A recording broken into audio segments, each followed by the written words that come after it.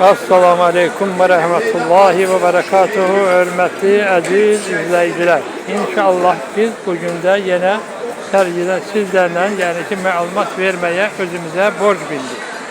Yani ki bizim stolumuz girişten sol tarafta B37 numaralı stol.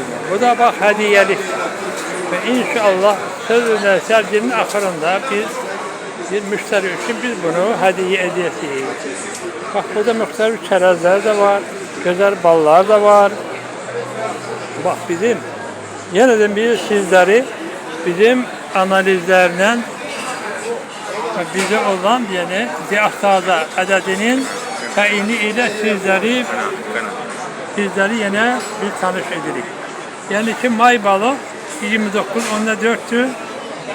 23 onda 8 de demeli bizim ramkalarımızda. Şükür Allah'a elhamdülillah ramkalarımız da var.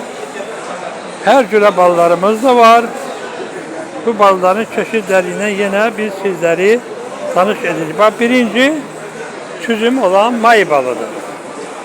İkinci süzüm olan yani ki aromatlı meşe balıdır. Ondan 2 tane demeli 2 kilo bal kalmış. Üçüncü süzüm olan göke balıdır. Yani ki üçüncü çeşit balımız şabalık balıdır. Göke balıdır. Gökeden sonra deməli bizim şabalık balımız gelir.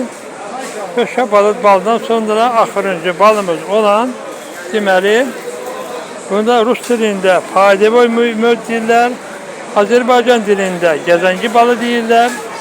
Bu bal deməli çok güzel mikro elementlerle deməli zengin bir baldır.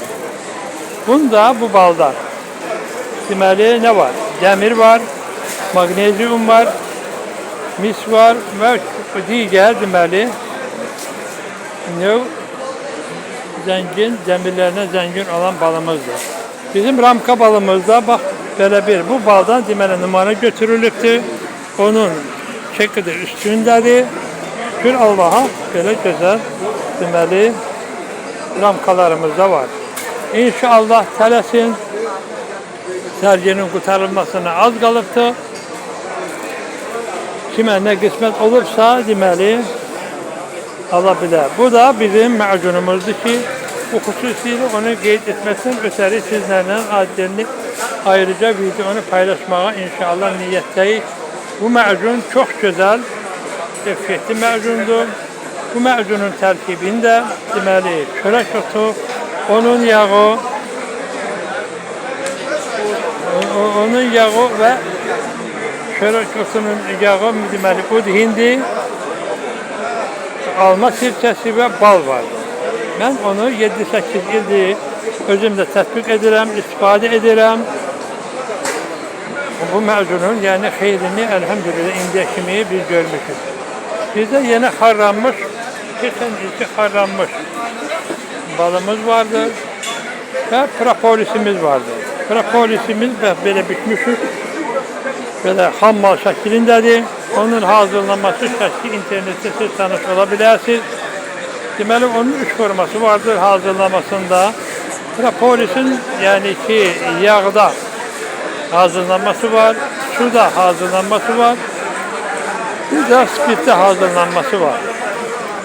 İnşallah kime ne malumat lazımdı, onun hazırlanmasında biz inşallah köməkli gösterebiliriz.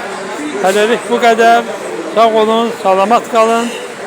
İnşallah kime ne kısmettir, yarıma kadar görüşe davet edirəm. Yani elhamdülillah. Ballarımız 25-30 manat arasında ballarımızdır.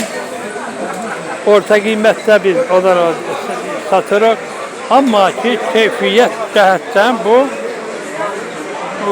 40-50 manatlık ballardan hiç de bu geri kalan ballar değil. Çünkü ona bir zamanet veririk. Öz məhsulumuzdur. Bunları size təqdim edirik. Sağ olun, salamat kalın. Selamun Aleyküm ve Rahmetullah.